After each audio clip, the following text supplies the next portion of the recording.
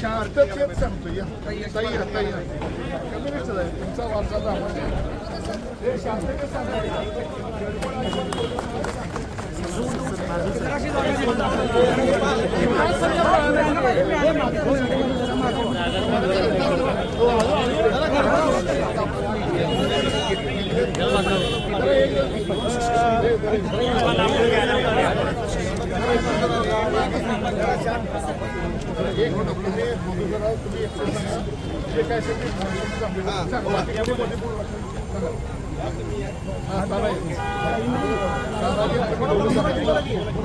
हद्दवाढ विरोधी कृती समितीच्या वतीनं जवळजवळ 20 गावचे या ठिकाणी 42 गावचे या ठिकाणी सरपंच, डेप्युटी सरपंच आणि सर्व सदस्य, सर्व पक्षीय प्रमुख कार्यकर्त्यांच्या वतीनं या ठिकाणी गेले 2-3 महिन्यापासून थोड्या बाईट येतात हद्दवाढ.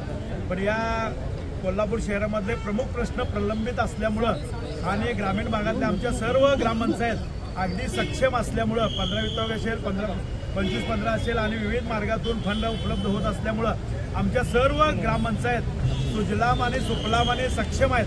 तरी पालकमंत्री साहेबांना आमच्या 2 आमदारांच्या वतीनं सर्वच 42 गावचे सरपंच, उपसरपंच आणि सर्व सदस्यांच्या वतीनं पुणे पालकमंत्री खासदार साहेबांना सर्व गावांच्या वतीनं एक आम्ही निवेदन असं करतोय की प्राधिकरण पूर्वी जे काही तयार केलेलं होतं ते प्राधिकरण सक्षम करावं आणि ग्रामीण भागातली सर्व गावं पहिल्यांदा जर सक्षम झाली तर गावातल्या लोकांनी म्हणायला पाहिजे की आम्ही स्वतःहून तुमच्याकडे आता येतो. नाहीतर आता सध्या जर काय करायचं म्हटलं तर या शहरापाठोपाठ ग्रामीण भागातल्या जनतेची फरफट होईल आणि खरोखर ग्रामीण भागातल्या लोकांचं नुकसान होईल अशी आम्ही तुम्हाला विनंती करतो. आणि आमच्यानंतर आमचे माजी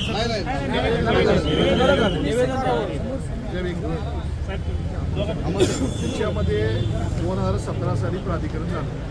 हद्दवाढ आणि हद्दवाढ विरोधी आंदोलन 42 गावाचा मास्टर प्लॅन मागून या प्राधिकरणाची बैठक लावा आणि या प्राधिकरणाला पालकमंत्री अध्यक्ष आम्ही लोकप्रतिनिधी नाही, मी आहे, आम्हाला अशोक माने ती बॉडी तुम्हाला अधिकृत बॉडी असते. हे प्राधिकरण सक्षम करावं आणि ग्रामीण भागातली सर्व गावं पहिल्यांदा जर सक्षम झाली तर गावातल्या लोकांनी म्हणायला पाहिजे की आम्ही स्वतःहून तुमच्याकडे आता येतो.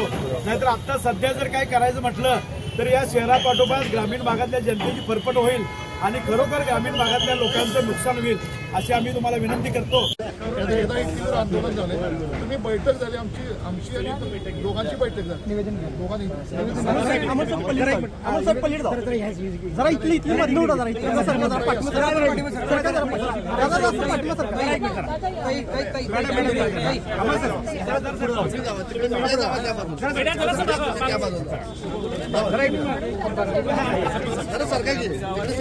मीडिया जरा जाऊ दे.